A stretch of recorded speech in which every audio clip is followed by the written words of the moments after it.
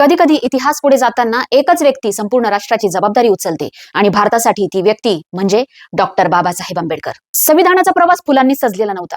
बैठका, टीका, विरोध आणि सततचा दबाव, सकाळपासून रात्रीपर्यंत चालणारे तासनतास वादविवाद आणि प्रत्येक मुद्द्यावर बाबासाहेब एकट्याने उभे.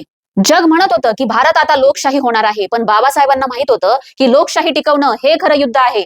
ते म्हणाले होते, पॉलिटिकल डेमोक्रेसी टिकणार नाही जोपर्यंत सोशल डेमोक्रेसी येत नाही. समाजाच्या जखमा, जात, अन्याय हे सारी ओझी त्यांच्या मनात सतत फिरत होती. म्हणूनच संविधानात त्यांनी प्रत्येक कलमात माणूस म्हणून जगण्याचा हक्क जपून ठेवला. स्वतःच्या तब्येतीचा विचार न करता दिवस रात्र काम करत त्यांनी जगातल्या सगळ्यात मोठ्या लोकशाहीचं दस्तऐवज पूर्ण केलं. असेंब्ली मधल्या त्यांच्या शेवटच्या भाषणात एकच चेतावणी होती की स्वातंत्र्य मिळवलंय, पण ते टिकवणं तुमच्या हातात आहे. हा होता बाबासाहेबांचा सर्वात मोठा संघर्ष.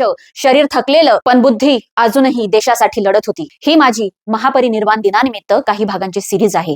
त्यातला हा भाग 3, संविधानासाठी झगडणाऱ्या त्या एकाकी योद्ध्याचा प्रवास. आणि आता पुढचा भाग म्हणजे 5 डिसेंबरची ती रात्र आणि 6 डिसेंबरची ती शांतता. काय झालं असेल त्या रात्री जाणूयात पुढच्या व्हिडिओमध्ये, पण त्यासाठी फॉलो करायला विसरू नका.